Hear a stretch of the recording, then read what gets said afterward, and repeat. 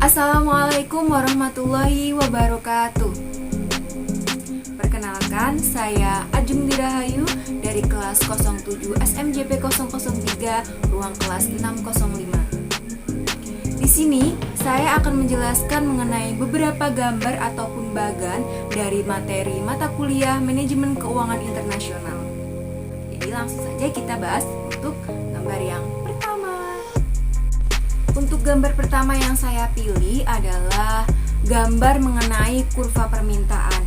Kurva permintaan di sini adalah kurva permintaan mata uang. Jadi kita bisa lihat gambar yang sudah tersedia di sisi samping saya ini adalah mengenai kurva permintaan pound sterling Inggris.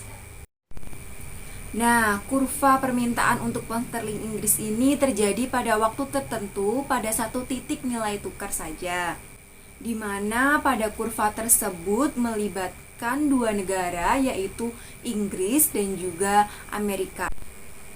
Mengapa ada permintaan terhadap pound sterling Inggris? Hal ini dikarenakan adanya kegiatan perdagangan internasional dan juga arus modal internasional, di mana kita melihat dari sisi Amerika Serikat yang ingin melakukan pembelian produk dan juga pembelian sekuritas di Inggris, sehingga mereka melakukan permintaan terhadap pound sterling Inggris. Di grafik tersebut ada garis horizontal dan juga garis vertikal, di mana garis horizontal itu menunjukkan banyaknya kuantitas pound sterling yang diminta oleh Amerika Serikat, sedangkan garis ke atas ataupun vertikal itu menunjukkan tingkat nilai tukar mata uang, di mana titik atas itu mengindikasikan bahwa pound sterling itu semakin menguat dan dolar Amerika Serikat semakin melemah, sedangkan untuk titik yang bawah itu mengindikasikan bahwa pound sterling itu melemah, sedangkan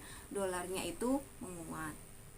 Adapun bentuk dari kurva permintaan ini itu menurun dari kiri atas ke kanan bawah, di mana artinya nilai tukar dengan banyaknya pound sterling yang diminta itu memiliki hubungan yang negatif. Jadi ketika kurs dolar itu menguat dan pound sterlingnya melemah, yaitu berada pada titik garis vertikal bawah, maka permintaan pound sterling oleh AS itu justru akan semakin banyak. Hal ini dikarenakan dibutuhkan lebih sedikit dolar untuk memperoleh jumlah pound sterling yang diinginkan. Sehingga perusahaan dan individu di Amerika akan lebih banyak melakukan pembelian barang dan sekuritas di Inggris.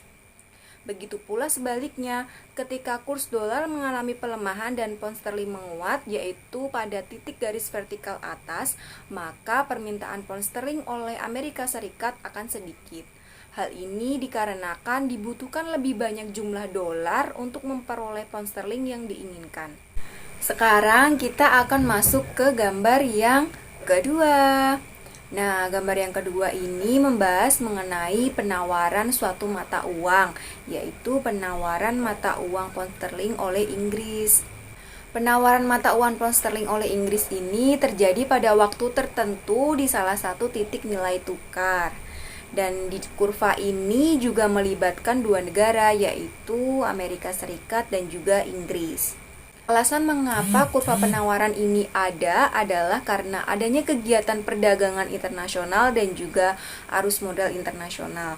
Akan tetapi fokusnya kita akan melihat pada sisi negara Inggris, di mana mereka menjual mata uangnya untuk bisa mendapatkan dolar, sehingga mereka bisa melakukan pembelian barang Amerika Serikat dan juga melakukan investasi di negara Amerika Serikat.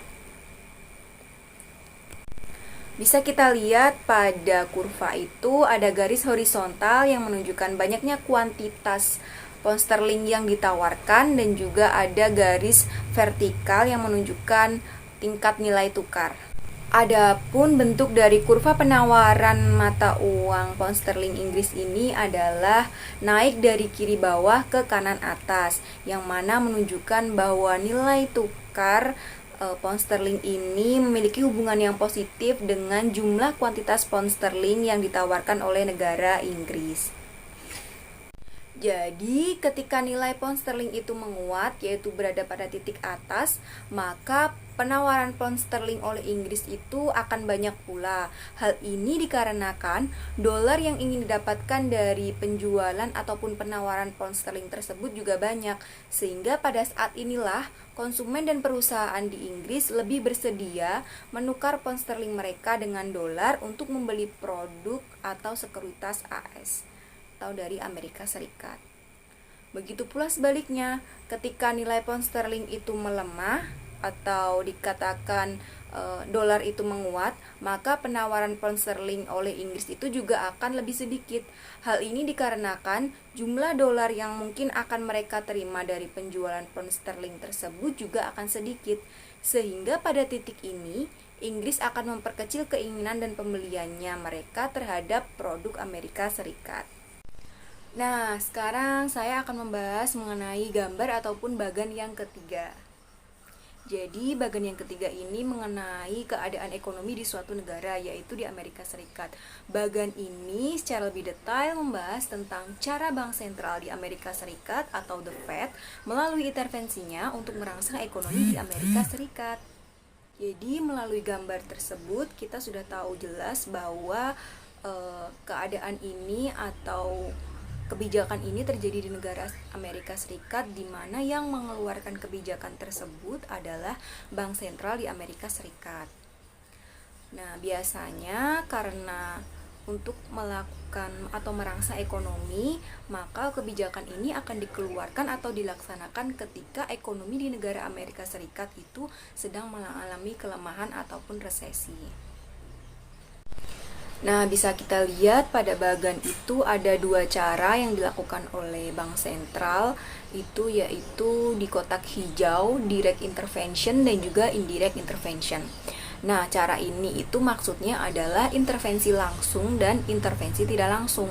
Untuk intervensi langsung itu sendiri, cara bank sentral adalah membeli mata uang asing dengan cadangan dolar. Nah, efek dari intervensi langsung ini adalah dolar AS itu melemah terhadap mata uang asing. Lemahnya dolar ini mampu merangsang negara lain untuk melakukan pembelian produk di Amerika, sehingga kegiatan ekspor AS akan meningkat. Selain itu, lemahnya dolar Amerika Serikat akan menyebabkan biaya dan harga-harga barang impor akan mahal, sehingga impor yang dilakukan oleh Amerika akan menurun. Nah, meningkatnya kegiatan ekspor itu tentunya mengindikasikan bahwa adanya kegiatan ekonomi di Amerika Serikat mengalami peningkatan. Nah, untuk cara yang kedua yaitu indirect intervention ataupun intervensi tidak langsung. Caranya itu adalah the Fed reduce US interest rates, atau artinya mengurangi tingkat suku bunga AS atau Amerika Serikat. Nah, efeknya dari menurunkan atau mengurangi tingkat suku bunga Amerika Serikat ini adalah bisa melemahkan dolar dan juga bisa menurunkan biaya pembiayaan untuk individu dan perusahaan. Efek melemahnya dolar ini seperti sebelumnya, yaitu akan mengakibatkan ekspor di Amerika Serikat meningkat dan impornya menurun. Sedangkan menurunnya biaya pembiayaan ini akan meningkatkan intensitas peminjaman dan pengeluaran di dalam negeri, sehingga hal ini tentu akan mengakibatkan peningkatan kegiatan ekonomi di AS. Nah, sekarang kita akan langsung saja ke gambar yang keempat. Gambar keempat ini masih satu tema dengan gambar sebelumnya, yaitu jika gambar sebelumnya itu membahas mengenai keadaan ekonomi yang melemah atau resesi sehingga diperlukan peningkatan kegiatan ekonomi, maka yang keempat ini yaitu mengenai keadaan inflasi di Amerika Serikat. Jadi gambar bagan yang keempat ini adalah cara bank sentral di Amerika Serikat atau The Fed melalui intervensinya untuk mengurangi inflasi di Amerika Serikat. Nah, kebijakan ini akan dikeluarkan oleh Bank Sentral Amerika Serikat saat terjadi inflasi di Amerika Serikat. Untuk mengurangi inflasi ini, Bank Sentral juga menggunakan dua cara, yaitu pada kotak hijau itu ada direct intervention dan juga indirect intervention. Untuk direct intervention ataupun intervensi langsung ini, mereka melakukan dengan membeli dolar dengan cadangan mata uang asing yang ada di Bank Sentral. Nah, kenapa sih cara intervensi langsungnya itu membeli dolar? Karena inflasi itu kan keadaan di mana jumlah uang yang beredar itu terlalu banyak ya. Jadi cara bank itu ya menarik peredaran uang tersebut. Nah, makanya cara yang digunakan itu membeli dolar dengan cadangan mata uang asing. Adapun efeknya dari intervensi langsung ini adalah dolar Amerika Serikat akan menguat terhadap mata uang asing. Kuatnya dolar ini akan menyebabkan harga-harga barang impor menurun, sehingga kuantitas impor yang dilakukan oleh Amerika Serikat akan meningkat. Hal ini kemudian akan memaksa atau which for US firm to keep price low. Artinya hal ini akan memaksa perusahaan-perusahaan yang ada di Amerika Serikat itu untuk menjaga barang-barangnya tetap berada di level rendah agar tetap bisa berkompetisi. Nah, cara yang kedua itu indirect intervention, yaitu the Fed increase US interest rate atau menaikkan tingkat suku bunga AS. Nah, efek lainnya menaikkan suku bunga Amerika Serikat ini adalah meningkatkan pembiayaan untuk individu dan juga perusahaan. Dengan begitu akan mengurangi peminjaman dan pengeluaran di Amerika Serikat sehingga inflasi bisa teratasi. Dan sekarang kita sampai pada pembahasan terakhir kita, yaitu pembahasan yang kelima mengenai perbandingan beberapa teori. Adapun teori-teori tersebut yaitu interest rate parity atau ERP, and then Fisher effect, kemudian ada IFE atau International Fisher effect, dan juga ada PPP yaitu purchasing power parity. Nah, keempat teori ini itu dihubungkan dengan 4 hal pula, yaitu ada perbedaan tingkat suku bunga atau interest rate diferensial, kemudian ada diskon atau premi forward, yaitu forward atau rate discount or premium, kemudian perbedaan tingkat inflasi, inflation rate diferensial, dan ekspektasi nilai tukar atau exchange rate expectation. Nah, sekarang kita akan coba bahas mengenai alur dari bagan ini. Kita bisa fokus yang pertama itu pada interest rate diferensial dulu, yaitu pada kotak hijau. Kita melihat alur ke atas terlebih dahulu. Jadi, hubungan antara interest rate diferensial antara dua negara, yaitu perbedaan tingkat suku bunga antar dua negara, dengan forward rate akan menciptakan teori yang bernama interest rate parity. Kemudian yang kedua, hubungan antara interest rate diferensial, yaitu perbedaan tingkat suku bunga antar dua negara, dengan perbedaan tingkat inflasi atau inflation rate diferensial akan menciptakan suatu teori yang bernama Fisher effect. Kemudian hubungan yang ketiga, kita akan melihat dari sisi inflation rate diferensial ataupun perbedaan tingkat inflasi dua negara ke bawah, yaitu dengan exchange rate expectation ataupun ekspektasi nilai tukar. Hubungan antara inflation rate diferensial dengan exchange rate expectation akan menciptakan teori PPP atau purchasing power parity, di mana ini akan mengakibatkan daya beli konsumen terhadap produk dalam negeri akan sama dengan daya beli mereka terhadap produk impor.